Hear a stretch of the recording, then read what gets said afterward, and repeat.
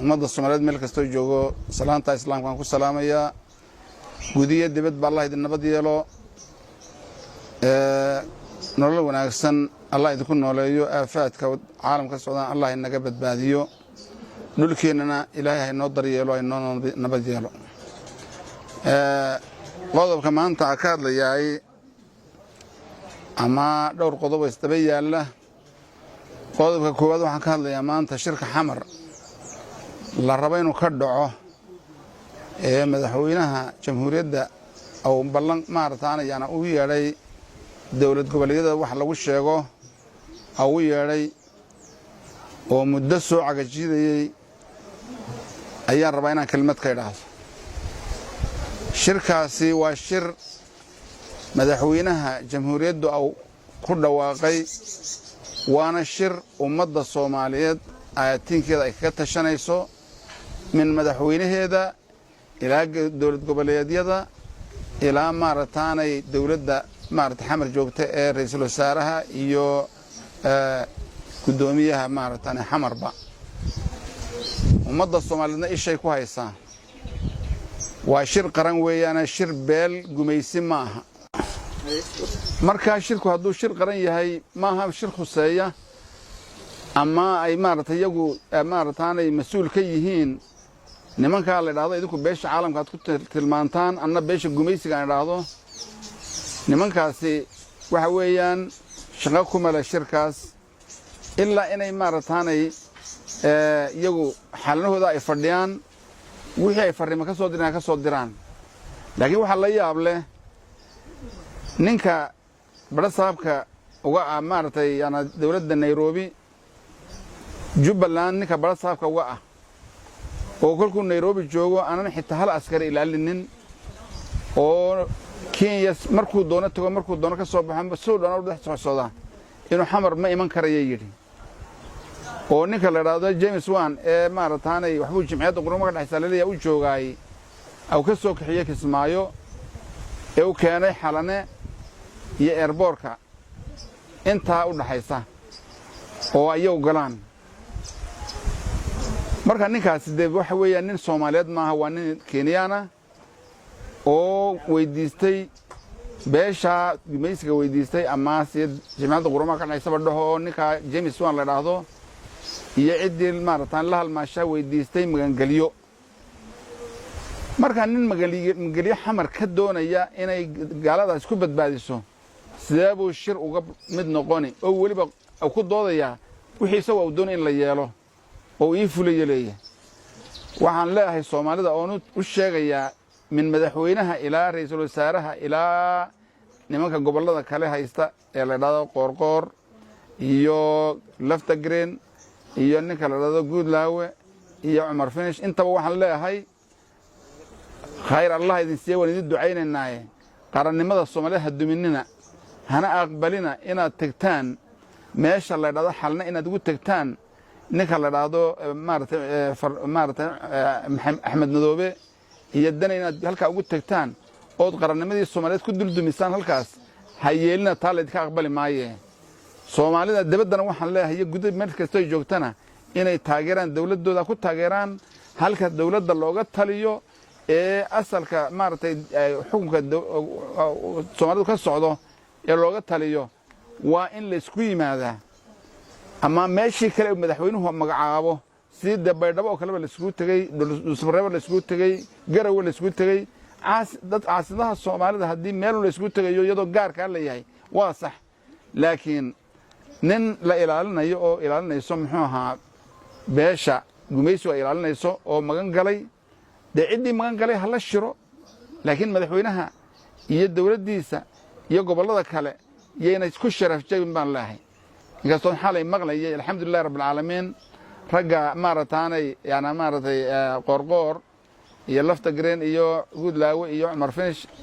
afartoodaas khayr Allah siiyay inay ku tashadeen inay tagin xalane taasaan idinku waafaqsanahay oo isla ku tihiin sharafta Soomaaliya saa ilaaliya taasi waa taas oo waxa weeye lama aamini kara xataa nimankan beesha caalamka aad tiraadaan waa niman doonaya Soomaaliya gacantooda ka bixin weligeed وهذا واحد وين إن مركل اللي وعليه قاعدتي عالم كا مارتي بيش الجميس اللي وعليه شركة هذا أفسيونا أيوي يرين أما حنا أيوي يرين أيام نمبر 1 كا إن لو نوضو جميس مر لبعض والدور دي فرماشة وإفتين كوسو صاري هل كا يكون بربرتون تاس هو تاس وواحد لاهي معمول قبل هذا الشباب يجعل مدوق يو مارتاني بيردابو أما مارتي كونفور قلبات واحد لاهي يونك عمر في شيء جوجا مارتي قدومية حمر كل بقى أقبلنا أرنتاس من مارتاني إلالية قرن ماذا الصوماليات باركا كوجرتي إلالية طلبات وحن لها هذليا عنك هذليا يعني بدلان رفعت كايستا أمداس وحويا رنتي رفعت ضد رنبايستا حالي odayaashii boosaasay hadlayay iyo dadkii ay hadlayeen oo in badan cabaadayay oo xitaa gabdhaha aan u dhageystay iyo mudaharaadii ay sameyn jireen boosaasay ka sameeyeen dadkaasi waxay u baahan yihiin in loo turo oo loo gurmado oo Soomaaliyana loogu damqado waxa weeye ciidanka leynaya maanta boosaasay joogay Soomaalida aad uma taqaan waa ciidan la yiraahdo ay leedahay shirkadda la Black Water ee Mareykanka ee sumcadda xun ciidan ay leedahay oo laga keenay Latin America inta badan 2000 iyo maartaanay bilowgii 2000 laga keenay America laga soo qoray oo awleeyahay ninka la Eric Prince la awleeyahay ninka Eric Prince la awleeyahay oo calooshay shaqaystaasho aad u fara badan iyo kuwa qaadka cuna ee Soomaaliyeed dhulka jooga marka lagu daro oo iyagana calooshay shaqada laga qoro deenin Soomaaliyeed qaad cuna oo suuqa jooga marka $2,000 la siiyo أبي بدليا شيخي سبدليا متعلم كي سبدليا عندنا ما أبي يليو نما كهرت بوصاصة يا علولا يا قردفو يا مارت قبل كابدنا أنت سبضن لودي بي يا حكوماي وعيدا كبلاك ووتر إلى ذاي إيه لقوم مقعبة إماراتك ولا لي الملا هانجرين ورجع عيدا الملا هانجرين وحيد لو كهريي لبض يكون يو أبلوجي مارت لبض يكون وحيد كهريي ملا هانجرين أنتوا إنك أرك تجين أبو الدبي أو ندجن عيدا إمارات لو شيء مجرين ودن كذا وشان بقولوا كم بيكيهين إمارات كلو شيء جاي إنما يرو العقد العياري أو إن الشيخ سيد هركع عيو محمد الشيخ سيد هركع عيو أو كان كلا الراشد كأس نجار كحول دبر كيس كب حصدين أو مارتاني هركع عيان أي عيدا كان الدشة كوحن بارتي العقد يا كبحية هو كيجا أسو إيبيا محمداني بابو جايد كيجا أسو إيبيا الراشد يا كبحية ودن كay qabsadaan sida Yemen oo kale u burburiyeen Liibiya looga gaaray hadda way burburinayeen ee soo qabtay Suuriya qabsatay sunniintii Suuriya meel ku dambeeyay la leeyahay waxa ku dhex jira oo ku hoos jira ninka la yiraahdo Eric Prince iyo Black Water ciidankiisa calooshiisa qoysaas ayaa ku iibiyaan waa in la taageeraa jabhadda ka dilaacday ee hadda laga sameeyay in ka dhalinyarada korneelkii u hadlayay ee taliyaha u ahaa ee ka hadlaysay Kardafuu ka hadlaysay raas casir ka hadlaysay ee safiican u hadlayay jabhadda waa in la taageerado la xoogeeyaa dawladda federaalkana waxaan leeyahay waxa weeyaan wadankani waa wad maartay qayb wadankii ummiga ahay hooyada u ahaa Soomaaliya ayuu ka mid yahay waxa weeyaan kolka Puntland waxa loogu bixiyay wadankii udgoonka weey ee fooxa iyo wax laga helay kolkii barigii la oran jiray maartay faraacinada ay ka guran jireen marka waxa wadankani uu dayacan yahay waa inay federaalku u gurmadaan maadaama boqolaal iyo kumaankum ciidan ay keeneen oo gorgor iyo maartay waran iyo haramacad iyo danab intaba la yiraahdo waa in ciidan loo diraa wadankaas oo dadka loo gurmadaa oo ninka saaxiibka ah dani la yiraahdo ee naxaynin laga gaaraa waayahay taasina waa taas waxa weeyaan waxa la qolada mucaaradka waxaan malanayaa kolkeen aan isla soo gaarnay inaga lafteen gabagabadii waxa weeyaan dhammaantiin dacwad bad ka tirsanaan jirteen dhammaantiin kuwana waan majlis shuurihii aslax wada jirnay sayna Cabdishakuur oo kale iyo Cabdikariim Xuseen iyo Daniga iyo kuwa kaleba iyo kuwa ahaan jiray itixaad iyo ihtisaam ahaan jiray kuwa damjiid iyo balaa isku magacaabay kuwa maartay ala sheekh loo dhan jiray anu aad baan u aqaanaa khabiir baan ku xagaas waxa weeyaan walaalayaalow mabaadi'dii dacwadu lahaan jirtay ee islaamka ee dacwadda islaamka aan ku hadaaqi jirnay hadday noocan imkaad u shaqeynaysan tahay dadka hadda tuuseysaan islaamka baan ceebaynaba laakiin waxa idin sheegayaa inay meeshan maartaanay dacwadu haddii sideedii loogu dhaqmi waayay inay inkaari ka dhacayso oo dabeedna ilaahay أو مارته إنكار دي كل فنيو أو دبعت هالك كده سو قاعد بقى مش كم مقطع سيدك إلهي القرآن كنت المامي واتلو عليه النبأ الذي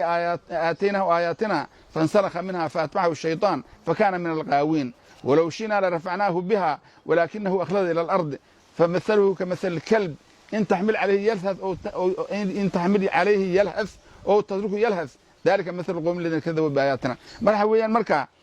إنكارتي الدعوة دا إذن كل دعوة أمضى يعني كفر يستو كدا يدبعتها سأدعي كرتا إذن كو الدعوة الإسلام أشغين جري إناد كينيا ولا صفتان سأدعي كرتا إناد كو الدعوة الإسلام أشغين جري إناد مارتي إماراتك أو وطعي نظامك مرينك كإيه بلاك ووتر السمعات ضحون إذن كو إماراتك أو وطع إناد تاغيرتان حاجات ككينتين inaad qabyaalad ku kala jabisaan ummadii Soomaaliyeed oo farmaajo waa nin mareexaan oo maartaan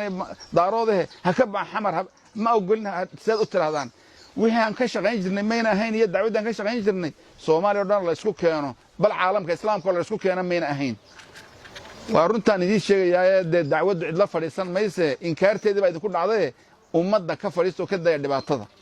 iyagana taasan ugu gabagabina dib daman ula hadli maayo oo maanta inta ka dambaysa magacooda soo qaadi maayo sababtoo waa saaxiibadeedii maartay ku fashilmay dacwadoodii ninka dacwadii islaamka khayaameeyay ee dacwadii islaamka burburiyay ee wadano iibiyay muslimku leeyihiin iibiyay ee badan muslimku leeyihiin iibiyay ee shacab muslina iibiyay ee maantana doonay inuu madaxweyne u noqdo sababta qab inta hadhan u iibiyo kuwa si dib daman ula hadli maayo maanta intaasan ugu khatimayaa halkaan hayga joogaan iyagu waxaan leeyahay dacwadii baa inkaarteedii ku dhacday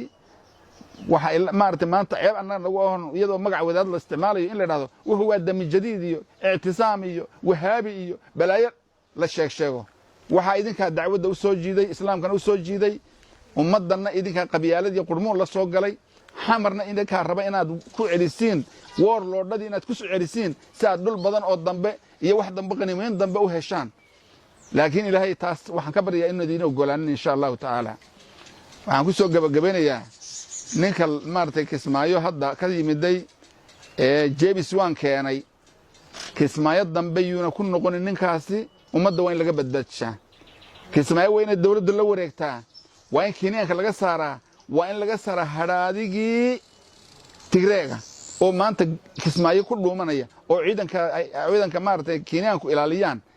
oo hadday imka Itoobiya taraha waan weeraraya ciidanka Kenyaanka iyo jabhadii Axmed Madoobe ee laga keenay ilay oo ka kiciyay maartay hililka iyo maartay meesha iyo gaar ka haya waa lagu xoog roonaan waa la qaban maca kuwaas waa in la isku qabtaa gabigoodaba asmaamo in badan baan idinka sheekeeyay korku ka sheekeynayay maartay Gaashaanbuurtii Tigreega iyo Puntland iyo Kenya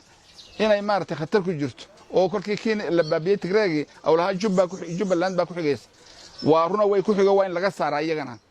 dawladda Soomaalidu wax fadar la leeyahay ma soconayee waa inay wadankan sidiisii lagu soo ceshaa Soomaaliya oo Soomaaliya ah